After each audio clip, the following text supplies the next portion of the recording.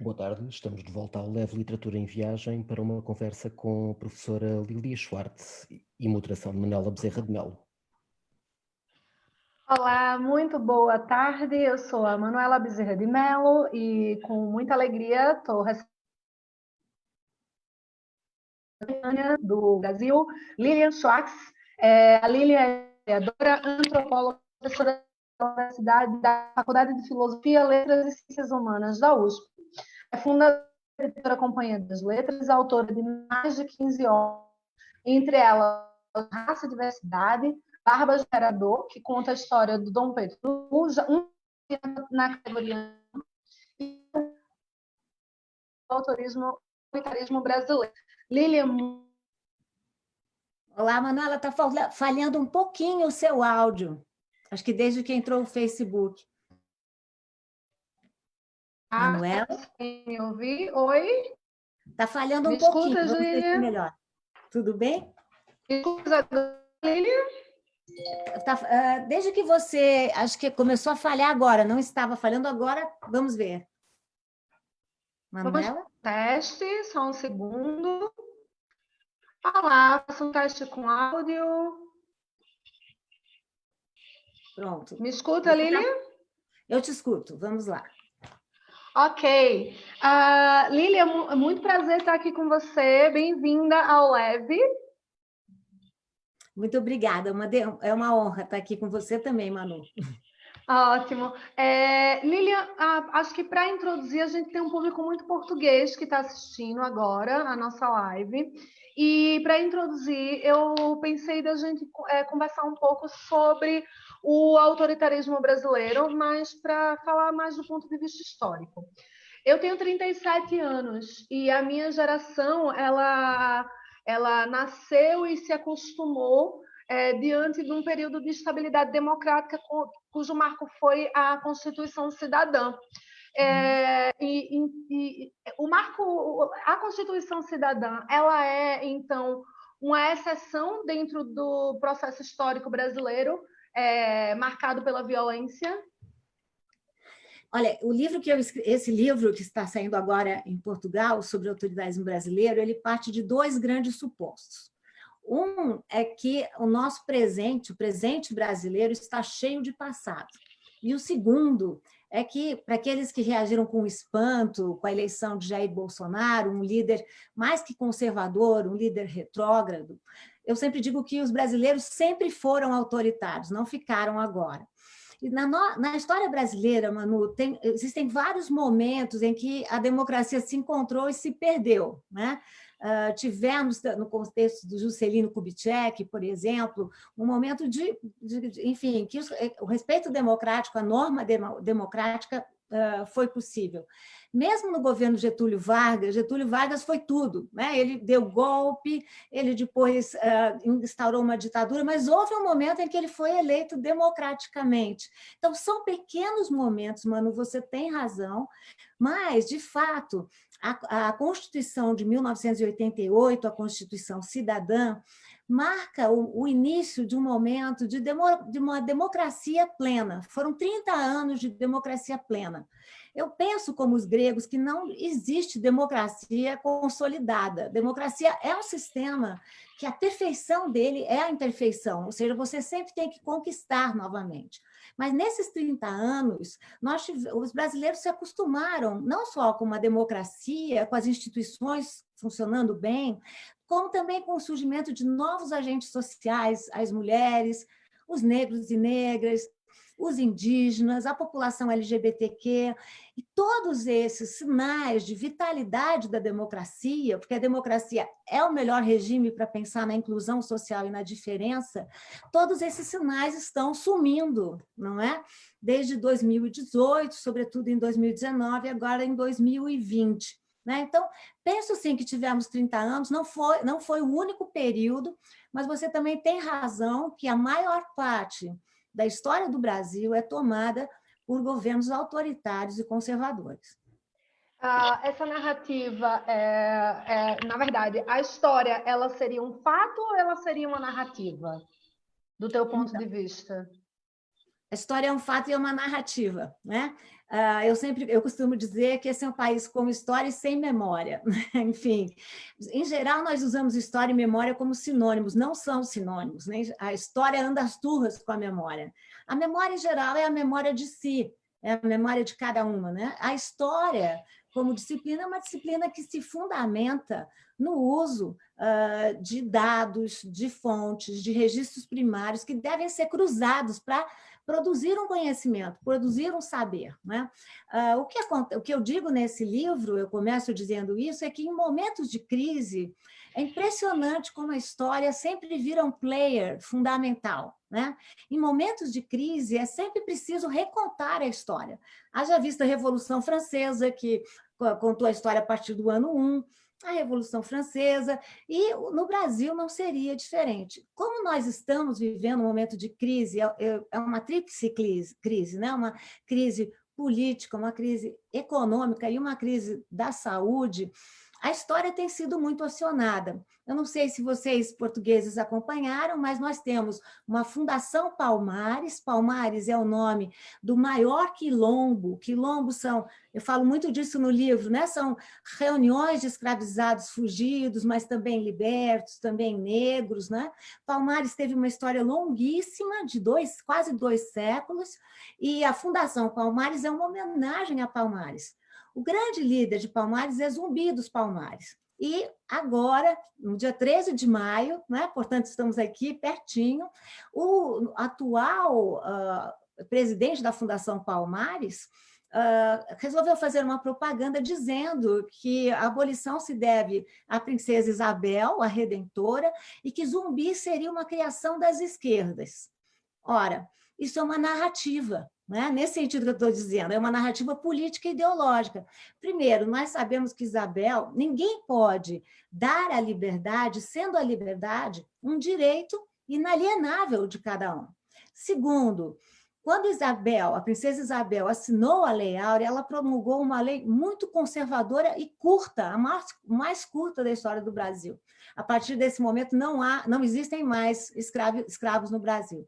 E ela, na verdade, é só o resultado de um processo de longa duração, coletivo, de luta por liberdade e de luta por direitos, sobretudo por parte das populações negras. E o que é Zumbi? Zumbi é um personagem que não foi criado pelas esquerdas e é um personagem que eu vou publicar um artigo agora, terça-feira, no jornal Nexo, um jornal online que eu recomendo muito, mostrando como tanto Zumbi não foi um personagem criado, que todos os registros que nós temos de Zumbi foram construídos pela repressão. Portanto, pela repressão colonial. Portanto, que interesse a repressão teria de inventar um herói como esse, que é um símbolo da resistência nos dias de hoje no Brasil? Então, enfim, esse é um exemplo gritante do que é narrativa. Que a própria Isabel também, naquele momento, era muito conveniente do ponto de vista econômico, e não houve nenhum tipo de reparação histórica também para esses escravizados e para as famílias dos escravizados, né? Qual é a consequência dessa lei, da forma como que foi redigida, para a atuação desse autoritarismo que a gente vê ainda hoje no Brasil? Ótima pergunta. O primeiro capítulo do livro eu trato justamente de escravidão e racismo.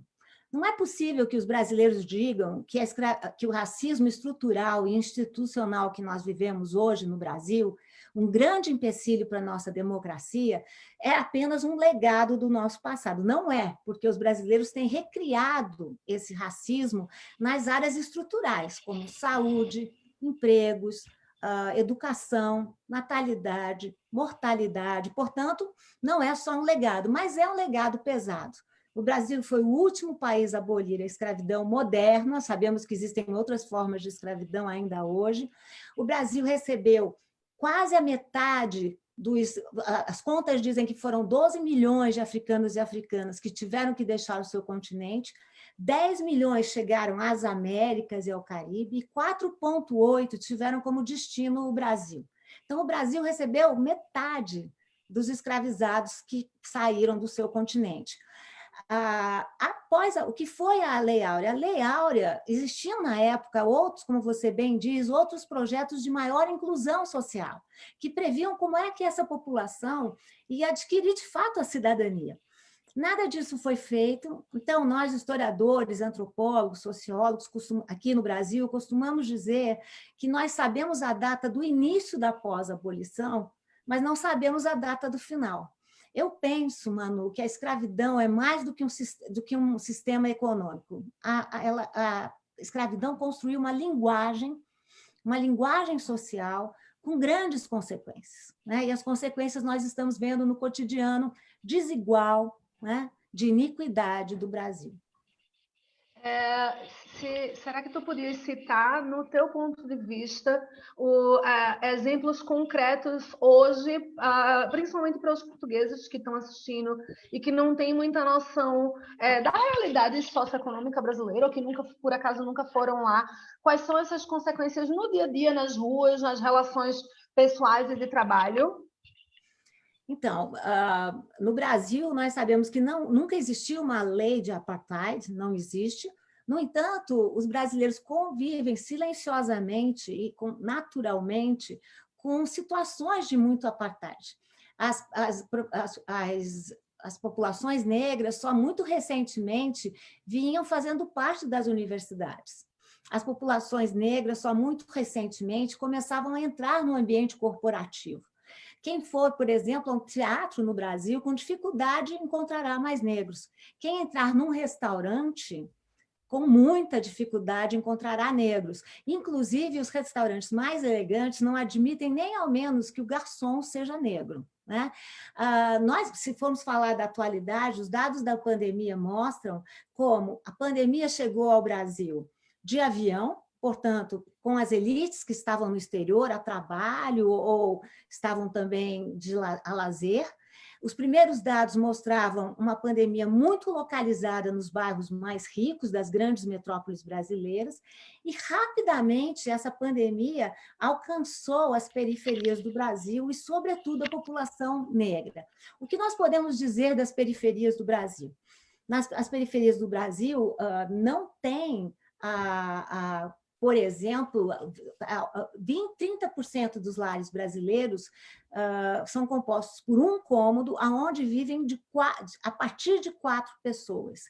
Além de tudo, nas periferias do Brasil, o sistema de esgoto é muito falho, água potável é praticamente inexistente.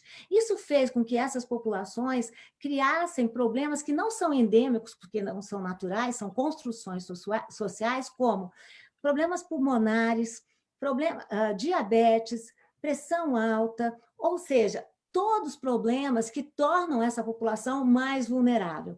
Só que o que acontece com a população negra é sempre um plus, Manuela, porque nós sabemos que as populações negras, para lhe dar um exemplo preciso, são aquelas que têm menor acesso à saúde pública.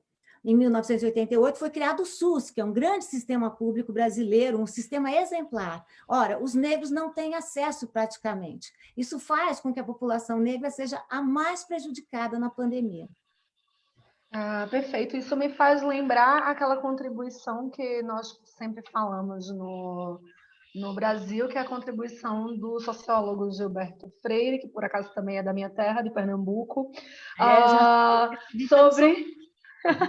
sobre o mito da democracia racial, que é extremamente difundido, né, internacionalmente, do Brasil enquanto uma grande democracia racial.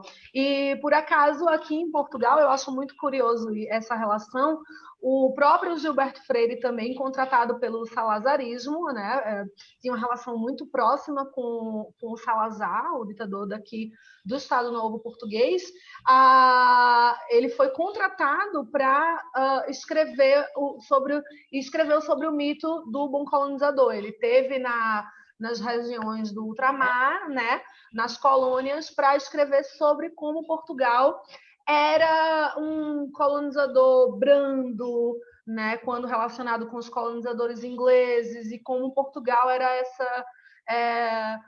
estava fazendo favores de levar essa civilização ocidental para para os outros povos. Eu queria que tu falasse desses dois mitos, se possível, e como eles se relacionam. Bom, na verdade, quem criou a expressão mito da democracia racial foi Florestan Fernandes, um sociólogo paulista, criticando Gilberto Freire.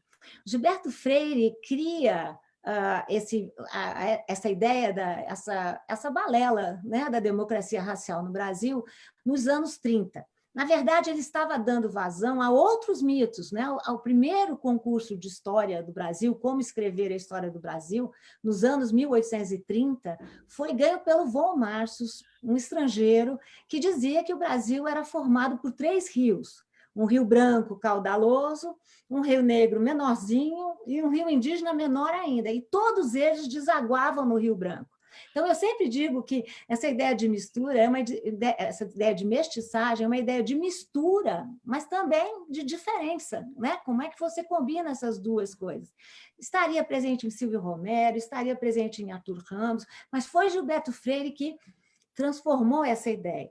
Gilberto Freire teve tal impacto que ele influenciou a Unesco para que, nos anos 1950, a Unesco organizasse uma pesquisa no Brasil para que o Brasil desse um exemplo para o mundo de democracia racial. A Unesco estava impactada pela Segunda Guerra Mundial, pelo genocídio da Segunda Guerra, impactada pela política do apartheid na África do Sul, e resolveu mostrar esse Brasil idealizado.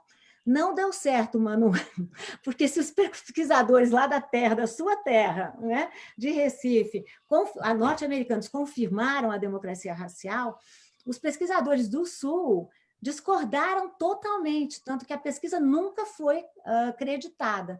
Mas Gilberto Freire, como você bem diz, exporta essa falácia das 3 raças unidas no Brasil, sobretudo para Portugal, que foi o lusotropicalismo. Ele vai ter uma proximidade muito grande com o Salazar, ele já tinha uma proximidade com governos ditatoriais no Brasil, e vai divulgar, né, por Portugal e associar, sobretudo no que se refere ao contexto africano, né, essa ideia, esse mito do bom colonizador. Para Salazar, me parece, não interessava tanto mais pensar o Brasil, mas muito mais pensar as colônias africanas, né? Esse é um mito, né? Porque nós sabemos que qual é a lógica de uma colônia e de uma metrópole? A colônia só pode ter uma economia aberta, né, e de exploração, porque a sua vida, a sua experiência só tem função em relação aos pedidos da metrópole, ao enriquecimento da metrópole. Então, essa ideia do bom colonizador é uma ideia romântica, uma ideia que funciona bem em romance do século XIX, mas não funciona na realidade. Então, impressionante a força desse mito e como esse mito continua. E por isso que é um mito nacional, né, nesse sentido, porque continua a prosperar, de forma que tivemos, como nós começamos a conversar, um 13 de maio, que procurou enaltecer a beleza da nossa abolição da escravidão, sem pensar criticamente o que ela significou. Sabe que eu não tinha consciência, antes de vir para Portugal, de como eu tinha conhecimento, né, sobre o lusotropicalismo, mas não tinha consciência de o quanto isso era aqui em Portugal tão bem difundido, tal qual é no Brasil o mito da democracia racial. E lembro que nas primeiras aulas de história na escola, eu tenho um menino de 12 anos que estuda aqui na escola pública. Mas ele chegou aqui, nós já estamos há quase 4 anos aqui. Então, as primeiras aulas de história dele, ele chegou para mim me dizendo que teve que discordar da professora por conta da forma com que se contava a história. Olha, o Brasil não tinha nada lá, né? Aí tinha os índios, os portugueses chegaram e ficaram lá amigos dos índios, e como isso era difundido. Mais à frente, eu vim ler um livro de uma autora muito renomada aqui, celebrada em Portugal, da qual eu gosto muito, que é uma romancista, que escreveu um livro de viagem sobre o Brasil. E lendo aquele livro, na visita dela ao Brasil, fica claro, e ela é uma escritora desse período, né, dessa geração do Freire, fica claro de como ela era influenciada por esse pensamento do mito do bom colonizador também. E, Manu, isso cria, quando a gente falava que a escravidão é uma linguagem, cria consequências, impressiona muito como a história do Brasil, e também penso que a história de Portugal, né, são histórias muito eurocêntricas. Tudo bem, Portugal está na Europa, então, mas, enfim, o Brasil é um país localizado na América do Sul e que conta toda a sua narrativa exclusivamente a partir da história europeia e da história norte-americana. Eu, professora que sou, não sou a favor de tirar essa história, mas eu penso que nós precisamos de uma história menos colonial, uma história que inclua os indígenas, uma história que inclua os africanos, porque o que acontece com a nossa história? Eu estou agora num grande projeto de recuperação de personagens africanos. Os nossos arquivos, os arquivos coloniais, são arquivos violentos na sua formação e são arquivos que silenciam e produzem a invisibilidade, de forma que nós só podemos falar sobre essas pessoas se nós conseguirmos ler na contracorrente, na contra-história, numa meta-história. Então, é muito importante que um país como o Brasil tenha uma história mais plural, mais inclusiva. O nosso último resultado do IBGE, a população negra e parda, que é um termo que nós podemos até conversar se você quiser, é uma população, já chega a 56%.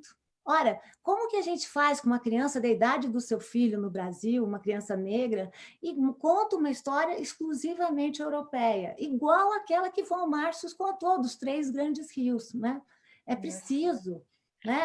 E falando sobre isso da violência e da cordialidade, tem o mito do brasileiro cordial, né? Que surgiu também de uma forma que sempre falam que é uma má interpretação da obra do Sérgio Buarque de Holanda, mas que eu acho que é muito emblemático também, porque essa cordialidade muitas vezes é assimilada a tal modo que faz com que a população não se insurja e não se levante diante das próprias opressões. E eu fiquei pensando também sobre essa questão da relação disso com a cordialidade portuguesa, se tu podias falar sobre essas relações. Bom, vamos contar um pouco essa história que talvez o público português não conheça, sim, né? Sim. O autor a que a Manu se refere é Sérgio Buarque de Holanda, um grande historiador, mas que era jovem na época, estava na Alemanha, muito influenciado pelo Weber, e ele escreve um livro que é um livro fortíssimo ainda nos dias de hoje para o Brasil, chamado Raízes do Brasil. Junto com um colega meu, Pedro Meira, né, em Princeton, nós fizemos uma edição crítica do Raízes do Brasil, mostrando como esse foi um livro que foi sendo construído no tempo, porque Sérgio Buarque de Holanda foi muito mal compreendido. Há um capítulo que se chama O Homem Cordial. Nesse capítulo, Sérgio Buarque de Holanda chama atenção para que o conceito de cordialidade vem de coração, e que ele não é um elogio, né? Mostra como os brasileiros respondem sempre com o coração, ou seja, que os brasileiros não reagem bem às estruturas públicas e preferem sempre usar as estruturas privadas. Né? Ele até usa exemplos ótimos, que logo presidentes são chamados pelo diminutivo, ou então pelo apelido, até santos vão parar no diminutivo, não é? E que isso, dizia Sérgio Buarque de Holanda, veja só, em 1936, era um impedimento muito grande para a democracia no Brasil, porque levava a instituições fracas e partidos fracos, ou seja, que o brasileiro teria uma relação frouxa com as instituições públicas e democráticas. O que interessa, o que é muito interessante na sua pergunta, é que a crítica virou elogio. Então, as pessoas se referem a Sérgio Buarque de Holanda como se fosse um elogio à cordialidade, à bondade do Brasil, quando a cordialidade era a ponta do iceberg de uma estrutura muito autoritária. E quando os portugueses também se dizem cordiais, mais uma vez, isso é apenas a pontinha, como a gente brinca aqui no Brasil, é a cereja do bolo, não é? Mas ele não diz respeito ao bolo em si, que é um bolo muito autoritário. Né? Então, muitas vezes, a cordialidade ela aparece, mas ela não representa, né?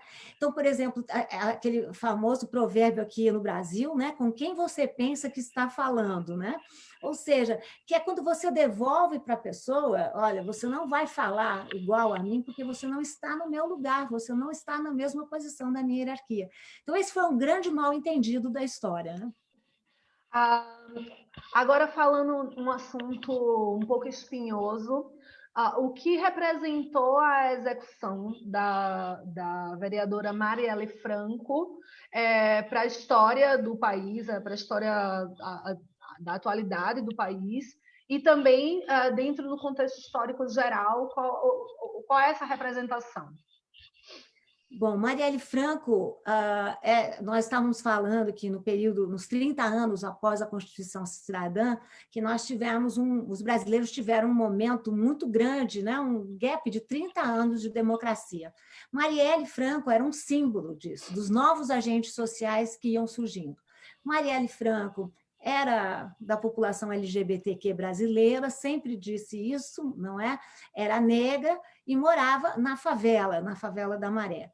Marielle Franco se usou de todas as franjas que o sistema, franjas muito pequenas, né? Todas as esquinas curtas, para conquistar a sua cidadania, né?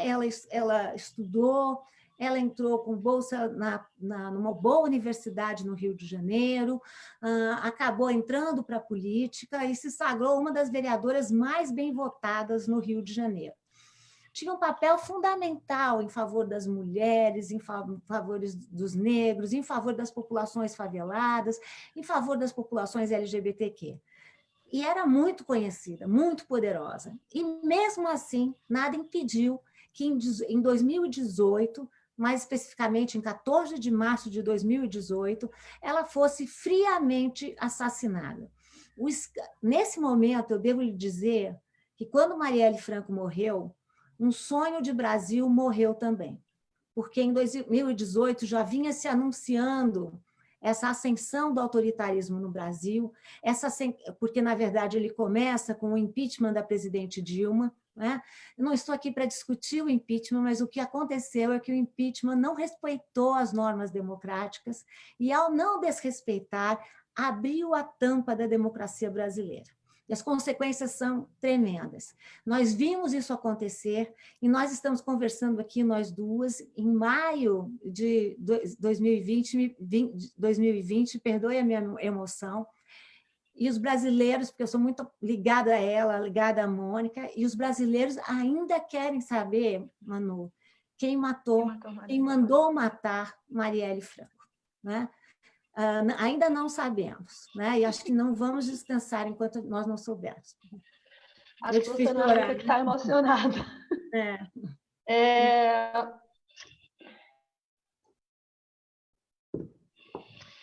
Eu ia para a parte da literatura, mas eu vou para a parte mais espinhosa agora que a gente já começou e eu já me desestruturei toda aqui.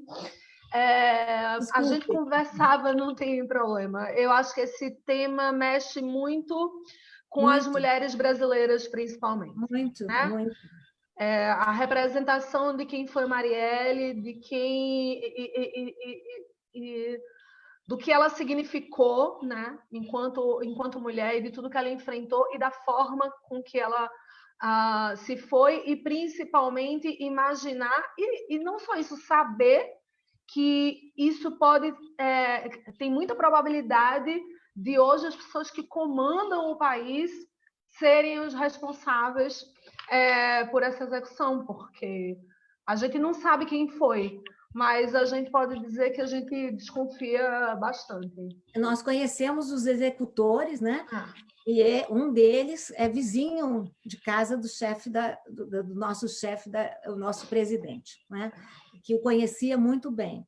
Então, não é possível dizer, mas nós sabemos muito bem porque que caiu o ministro da Justiça, o Sérgio Moro, que era justamente porque Jair Bolsonaro queria destituir, né, uma pessoa-chave da Polícia Federal, uma pessoa-chave que estava investigando o clã Bolsonaro, que é composto pelo pai e pelos seus 3 filhos, o 01, 02, 03, que eu chamo de zero qualquer coisa, e que são, na verdade, uma espécie de chanceleres no Brasil, e que são pessoas que acreditam nas armas.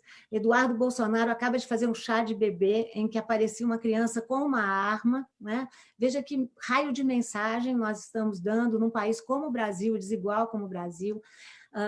São todos muito misóginos, isso num país como o Brasil, que é campeão de feminicídio, cuja palavra feminicídio apareceu só em 2015, e eu sempre acho, Manu, que quando não existe palavra, é porque praticamente não existe realidade.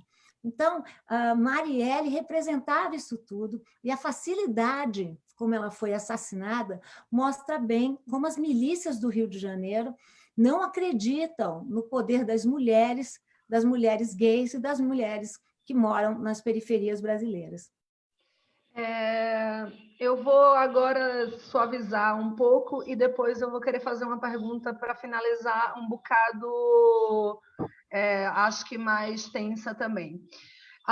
O Nexo Jornal, ele divulgou, entrando agora mais na seara da narrativa e da literatura, ele divulgou uma pesquisa, que é uma pesquisa da professora Regina Dal Castanher, do Núcleo de Estudos de Literatura Brasileira Contemporânea, e esses dados da pesquisa revelam que existe um perfil estagnado, por exemplo, do escritor brasileiro. 70% dos autores publicados no país são homens brancos, heterossexuais, de classe média e que estão no eixo Rio-São Paulo.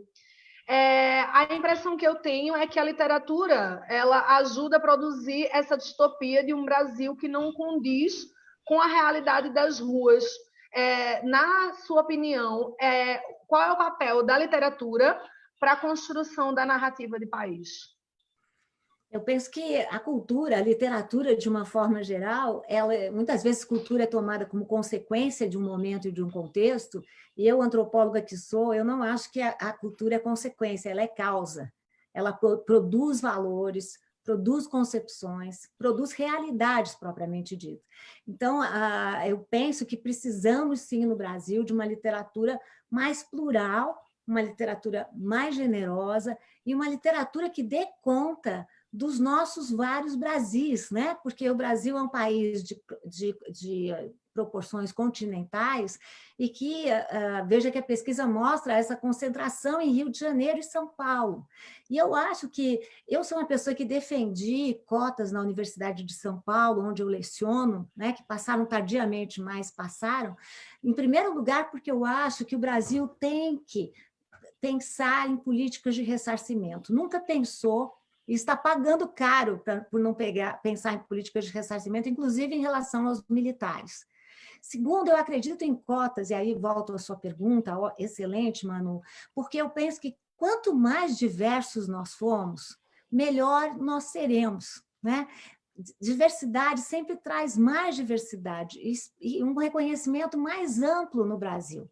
A mesma coisa a gente pode falar do universo das artes visuais. Eu sou curadora adjunta do MASP, um museu que se localiza na Paulista, e nós estamos tentando fortemente tornar o acervo do museu mais plural. Até agora, para você ter uma ideia, 70% dos nus eram de mulheres, mas as telas feitas por pintoras mulheres não passavam de 7%. Né? O que dizer, então, da arte indígena, da arte negra? Então, de fato, nós precisamos de um país mais plural, né? Precisamos de um país mais generoso. A gente aqui em Portugal está presenciando, e eu estava até a contar um pouco antes agora para você sobre isso, está presenciando a ascensão de um figurão chamado André Ventura. É uma criatura similar ao fenótipo, né, do bolsonarismo, que surfa nessa onda de se espelhar para tentar crescer por aqui. E a gente tem visto coisas que não tinham espaço anteriormente em Portugal, por exemplo, como declarações autoritárias do nível de que precisa ter uma lei de confinamento exclusiva para a população cigana, e dizer isso abertamente na comunicação social, como eles chamam aqui, que é na imprensa, e está ganhando cada vez mais adeptos, tanto que foi eleito por um partido aqui que chama Chega, tão semelhante, né? Mas, enfim, foi eleito aqui para deputado. Então, agora esse senhor é deputado, e sabe-se que o Chega tem relações muito estreitas com grupos, inclusive, autodeclarados fascistas, né? Ou neonazistas, como, por exemplo, o Mário Machado, que é um rapaz aqui que já foi preso e que faz encontros nazistas e se declara neonazista, ultranacionalista, e que sabe-se que tem, inclusive, ligações com grupos neonazistas da Ucrânia e de outros países onde essa... Manu? Manu? O que é que a Lívia diz para... Oi? Cortou? Oi, voltou. Voltou? Mas eu posso falar Oi, assim. eu peço desculpas, eu não sei o que está a ocorrer com a minha internet. Não tem problema, não tem problema. Mas vamos lá, eu vou fazer uma Então, comparação, então. Eu queria que você fizesse essa relação sobre o motivo, por exemplo, por que é que hoje figuras como o André Ventura ou como o Bolsonaro vêm ganhando notoriedade mundial. Bom, quando eu escrevi sobre o autoritarismo brasileiro, que agora faz um ano, né, foi exatamente em meados de maio do ano passado, o livro foi recebido no Brasil como uma primeira resposta histórica ao fortalecimento do autoritarismo no Brasil. O leitor português vai notar que eu propositadamente não cito Bolsonaro uma vez só, porque eu penso que Bolsonaro não é causa, Bolsonaro é consequência. Talvez é por isso que o livro vendeu aqui, virou um fenômeno, já foram 42 mil livros, né? Porque tenta incluir essa voga autoritária numa onda mais antiga, né? Se nós pensarmos internacionalmente, né, a voga do autoritarismo já estava muito clara no início de 2018, né, com a eleição de Trump, me refiro à Hungria, me refiro a Israel, me refiro à Polônia, à Itália, ou seja, o autoritarismo já estava crescendo muito. E não se trata de falar em líderes conservadores, são líderes retrógrados mesmo. Um líder conservador é muito bom para a democracia, a temperatura da democracia vai melhor na diferença. O problema é quando temos líderes retrógrados, que querem fazer voltar atrás, né? Que é o caso desses senhores. O que eu chamaria atenção em relação ao deputado André Ventura é que Jair Bolsonaro foi deputado durante 28 anos. E durante 28 anos ele defendeu essa sua plataforma muito misógina contra as minorias, contra as mulheres, contra os direitos e muito a favor dos militares. Tanto que em 28 anos ele só aprovou um projeto e que era justamente a favor dos militares. Portanto, os brasileiros não podem dizer que desconheciam quem era Jair Bolsonaro. Os brasileiros sabem quem foi Jair Bolsonaro. Mas o que talvez os portugueses podem aprender? Jair Bolsonaro tentou sair como presidente algumas vezes, foi sempre ironizado, né, pelos brasileiros, até que chegou ao poder. Essa é uma história antiga, se nós pensarmos em Adolf Hitler, que foi, desculpem a comparação, mas que foi um ditador que também foi muito ironizado durante muito tempo. Então, é preciso que os setores mais progressistas, que os setores, enfim, que se unam. Eu sei que tem a famosa geringonça, não é? Mas que se unam e que levem a sério o fortalecimento dessas pessoas que têm pautas que dizem respeito a uma minoria. No Brasil são 30% agora, mas 30% que chamam o presidente de mito. Ora, Manu, um presidente não é um mito, falamos de mito agora. Com mito a gente não dialoga, com mito a gente não conversa. Então, assim como os brasileiros não aprenderam, né, tendo visto o que estava acontecendo no restante do mundo, acho que é preciso que Portugal também preste atenção, né, porque esse é um fenômeno e que diz respeito a uma população que vem se queixando da carestia mundialmente e culpando os novos agentes sociais, os novos setores, enfim, como se fosse possível dizer que a carestia, o retrocesso na economia, fosse culpa desses grupos minoritários, né? É preciso tomar muito cuidado. Qual é o cenário agora, para contextualizar as pessoas que estão vendo, qual exatamente o cenário do ponto de vista histórico que o Brasil se encontra nesse momento e o que é que tu enxergas desse cenário a médio prazo? A longo eu não vou nem entrar, porque acho que é muito... de repente pode ser muita ousadia, né? Como se diz na Bahia. Mas acho que agora e a médio prazo, a tua opinião, como que tu enxergas? Eu tenho dito que eu sou uma pessoa otimista no varejo e muito pessimista no atacado, não é? A sociedade, no momento em que nós estamos, a sociedade brasileira está num impasse que acho que nunca vivenciou na sua história. Nesse dia que nós conversamos, acaba de cair o segundo ministro da Saúde, no momento em que as mortes no Brasil passam de 14 mil. Ontem tivemos 844 mortes em um dia só. O número de contaminações é imensa e temos um presidente negacionista que quer a todo momento desfazer dos cientistas, desfazer dos médicos, desfazer dos jornalistas, e já falou, a Constituição sou eu, e agora tenta provar que ele é a medicina, né? Tentando aprovar um remédio, a cloroquina, como se fosse a saída milagrosa para todos os brasileiros. Então, penso que nós vivemos num momento muito difícil, a pandemia tem se mostrado perversa diante de países como o Brasil, que são campeões em desigualdade social, mas a sociedade brasileira, a sociedade civil brasileira, tem dado mostras de solidariedade, tem dado mostras de inserção, de inclusão social. Então, eu penso que, no médio prazo, talvez é preciso que nós aprendamos que a gente possa aprender alguma coisa com esse sofrimento, né? É preciso, talvez, fazer da crise uma espécie de propósito, né? Que a gente possa ouvir outras ciências, né? Me refiro aqui, por exemplo, eu falo no livro, por exemplo, as lideranças indígenas, como Davi Copenaua, que publicou um livro junto com Bruce Albert, um grande antropólogo francês, e que chama atenção para os problemas imensos, né? Os problemas ambientais imensos que o Brasil sofre, né? Quem sabe nós não vamos abrir os olhos, né? Quem sabe nós não vamos fazer disso um propósito, né?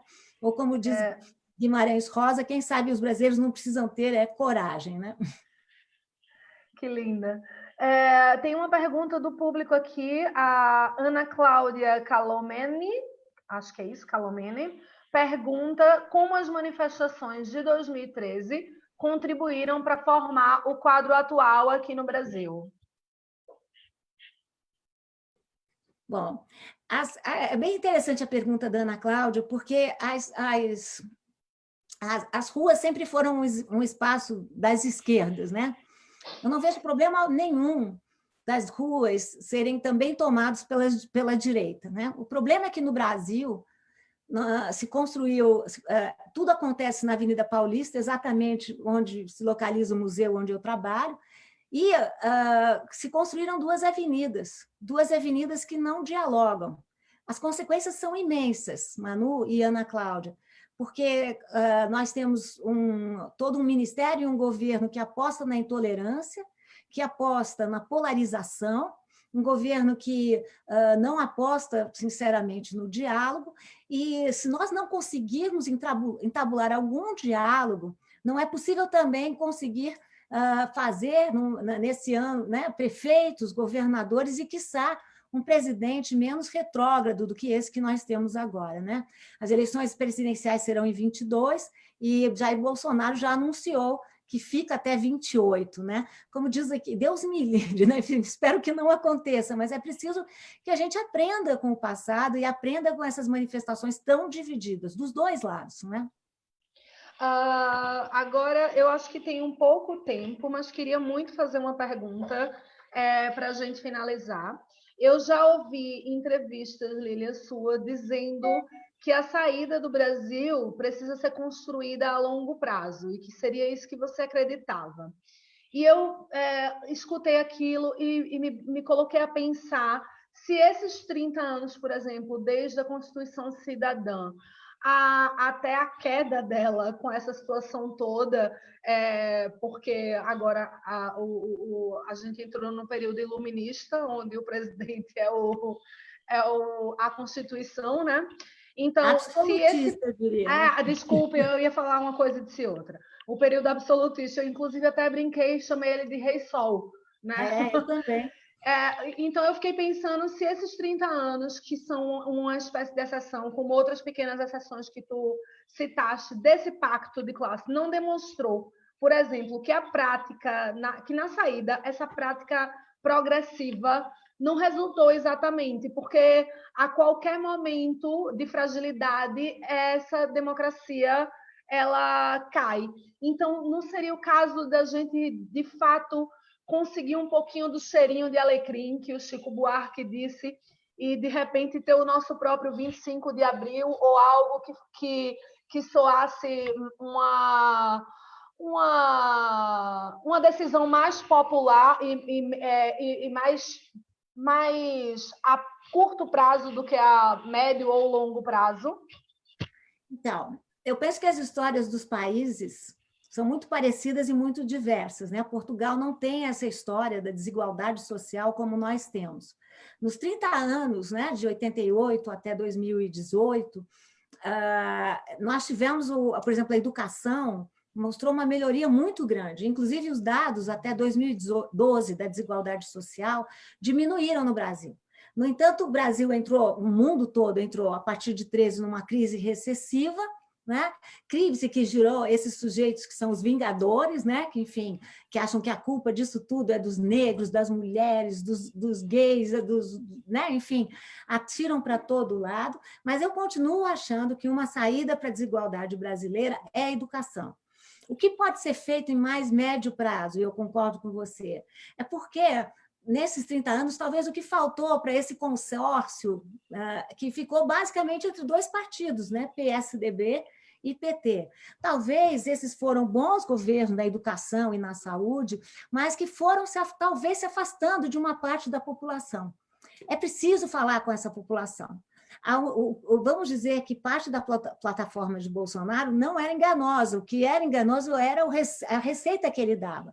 Mas, por exemplo, incluir as populações evangélicas nesse debate é mais ou menos é impossível não incluir. E também não é possível exoticizar essas populações evangélicas, porque também são muitas as igrejas evangélicas. Por outro lado, a pauta de Jair Bolsonaro, que falava de violência e segurança, é correta. Um capítulo do livro é sobre violência.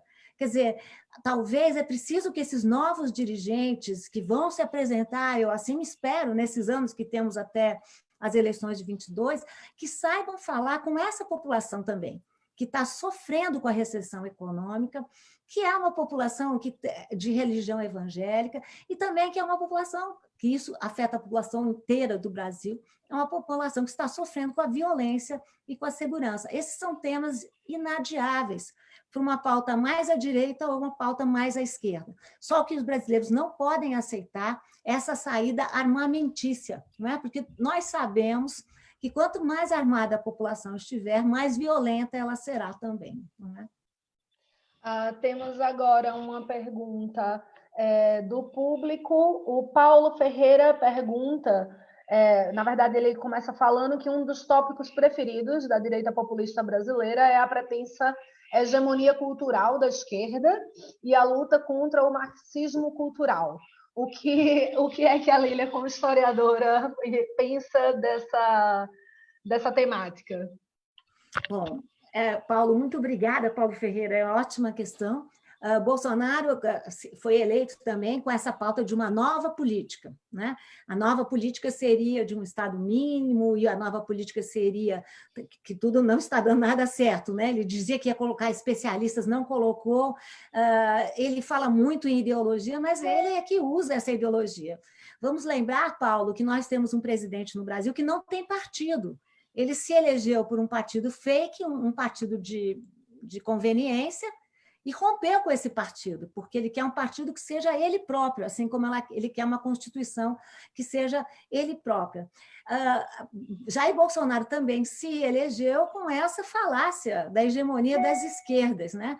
Enfim, esses são políticos que acreditam em terraplanismo, esses são políticos que não acreditam nos dados da ciência. Bolsonaro já demitiu uma pessoa que comprovou, né, que como estavam existindo queimadas terríveis na Rondônia, no estado de Rondônia, na Amazônia, ou seja, são políticos que não dialogam e criaram, junto com esses outros grupos conservadores, né, enfim, vejam o que diz Donald Trump, né, dizendo que o Covid-19 é uma arma mortífera criada pela China comunista para acabar com os governos liberais. Então, enfim, o que eu diria para você, Paula, é que nesse setor ele tem professor, não só o Olavo de Carvalho, mas tem também o Donald Trump, o primeiro-ministro da Hungria, enfim, o primeiro-ministro de Israel, que era um dos poucos que veio à posse de Bolsonaro. Então, enfim, eles têm aí uma espécie de marketing absolutamente falacioso e que se pauta no quê? Na construção do bode expiatório.